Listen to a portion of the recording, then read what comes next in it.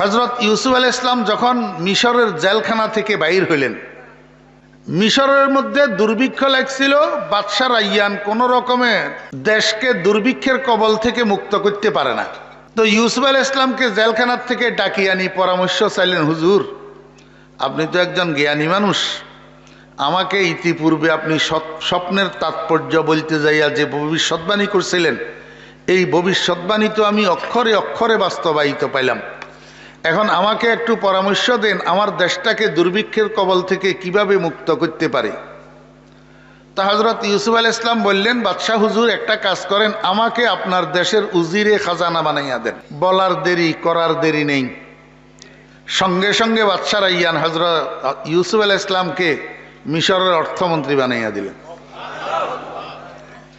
মাত্র 6 মাসে হযরত ইউসুফ আলাইহিস সালাম মিশরের অর্থনীতিকে এমন চাঙ্গা করছে,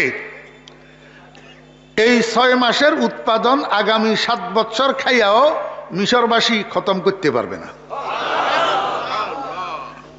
বিয়ে বসছিল যে জুলাইখা বাপের বাড়িতে থাকাকালীন ইউসুফ আলাইহিস সালামকে স্বপ্নে দেখছিল 3 রাত। তৃতীয় রাত্রে জুলাইখা স্বপ্নের মধ্যে ইউসুফ আলাইহিস সালামকে পরিচয় জিজ্ঞেস করছিল। তো ইউসুফ আলাইহিস সালাম স্বপ্নের মধ্যে জুলাইখাকে পরিচয় দিছিল, আমি আজিজে মিশর, মিশরের প্রধানমন্ত্রী। এই পরিচয় অনুসারে জুলাইখা তালাশ করতে করতে মিশরের প্রধানমন্ত্রীর বাসভবনে আইয়া উঠছে। বাসভবনে আসি আজিজে মিশরকে ঠিকই পাইছে, কিন্তু স্বপ্ন দেখা চেহারা এটার সাথে এটার মিল নেই। তো ফিরে যেতে চাইছিল, বাপের বাড়ি হইল সিরিয়া মুলকে শাম। ফিরে যাইতে চাইছিল, সখীয়ে কয় যে সখী ফিরে যাস না, ফিরে গেলে জীবনেও স্বপ্নের দেখা বন্ধু আর দেখা পাইবি না। এই আজিজে মিশরের কাছে উসিলা স্বরূপ বিয়ে বসি এখানে থাকি যা, এটা মিশরের প্রধানমন্ত্রীদের সরকারি বাসভবন, একদিন না একদিন তোর বন্ধু এখানে প্রধানমন্ত্রী হইয়া আসবে, দেখা পাইবি। কথাটা জুলাইখার বুঝে ধরছে। জুলাইখা কয় ঠিক আছে, আজিজে মিশরকে বল আমি তার কাছে বিয়ে বসতে রাজি। একেবারে আজিজে মিশর জুলাইখার অপূর্ব রূপ দেখি পাগল হয়ে গেছে, ডাকডোল ফিটে বিয়ের আয়োজন করছে। বিয়ে হইছে, বাসর ঘরে যাইয়া দেখে জুলাইখা আজিজে মিশর নামরদ। আজিজে মিশর পুরুষত্ব শূন্য। জুলাইখা মনে মনে খুশি। জুলাইখা কয় ভালোই হইছে, আমি তো তোমার জন্য তোমাকে বিয়ে করি নাই, আরেকজনকে পাওয়ার জন্য তোমাকে বিয়ে করছি, তুমি যে অকৃতকার্য, ভালোই হইছে। এখন এই পুরুষত্ব শূন্য স্বামী এটার ঘর করতেছে জুলাইখা। একসাথে খায়, একসাথে ঘুমায়, একসাথে উঠা বসা করে, একসাথে চলাফেরা করে। না করবে কি? স্বামী না? বিয়ে হইছে তো স্বামী না? তো স্বামীর সাথে একসাথে উঠা বসা চলাফেরা খাওয়া দাওয়া করতে হবে না? কিন্তু বুঝি থাকলে বলুন তো, চলাফেরা একসাথে করে, খাওয়া দাওয়া একসাথে করে, উঠা বসা একসাথে করে, এমনকি স্বামী হিসাবে রাত্রে এক বিছানায় একসাথে ঘুমায়, কিন্তু দিলের মধ্যে স্বামী এটার জায়গা নাই। আসেনি? নাই। দিলের মধ্যে কি? কিন্তু রাত্র দিন 24 ঘন্টা অন্তরের মধ্যে স্বপ্ন দেখা বন্ধুর কল্পনা করিয়া বেড়ায়। আল্লাহ কয় দুনিয়ার মানুষেরা, কোরআন শরীফের মধ্যে এই ঘটনা কেন দিলাম? জুলাইখার থেকে তোমরা শিক্ষা গ্রহণ করার জন্য।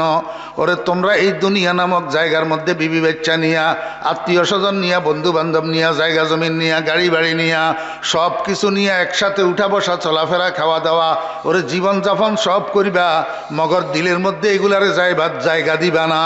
দিলের মধ্যে একমাত্র জায়গা হবে লা ইলাহা ইল্লাল্লাহ। এখন সমস্যার গোড়া কোথায় জানেন? এখন সমস্যার গোড়া হইল যেই জিনিসগুলা বাহিরের জিনিস সেগুলারে আমরা ভিতরে ঢুকাইছি, আর ভিতরের জিনিসটারে আমরা বাহির করে দিছি। এই পুরুষত্ব শূন্য স্বামী এটা লইয়া জুলাইখা জীবন কাটে। উদ্দেশ্য হইল স্বপ্নে দেখা বন্ধুকে পাওয়া। কথা বুঝছেন না বুঝেন নাই?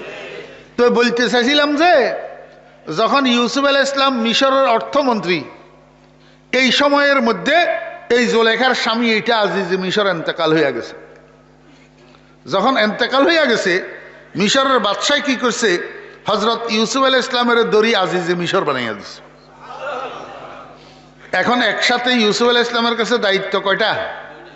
দুইটা, একে তো আজিজে মিশর আর একে উজিরে খাজানা, একসাথে দুই দায়িত্ব পালন করতেছে।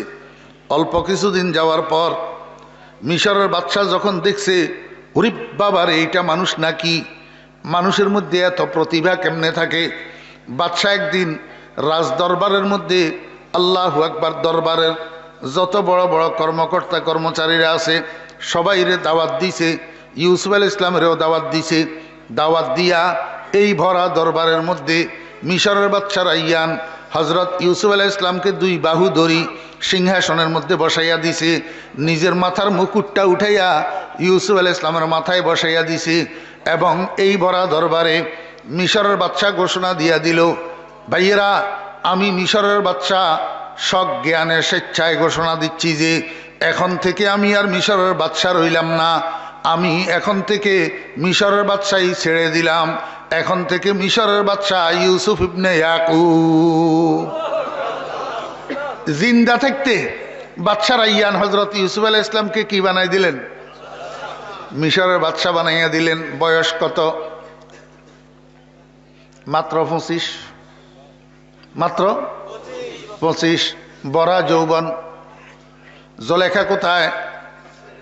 আমার বেয়েরা দোস্ত আবাব, জলেখার স্বামী মারা যাওয়ার পরে এখন জলেখার জন্য আর কিছু রইল না।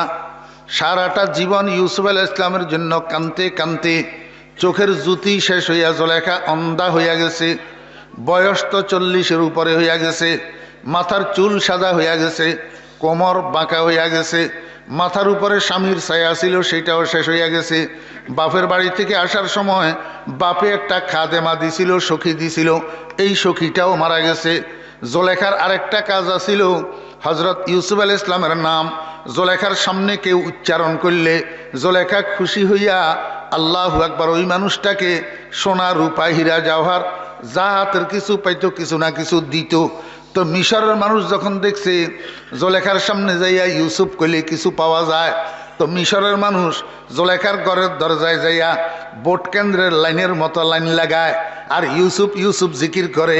এবার জলেখার লাইনে লাইনে সবাই রে স্বর্ণ রূপা হীরা জওহর মণিমুক্তা দিনার দিরহাম যা পায় লাইনে লাইনে দিতে থাকে।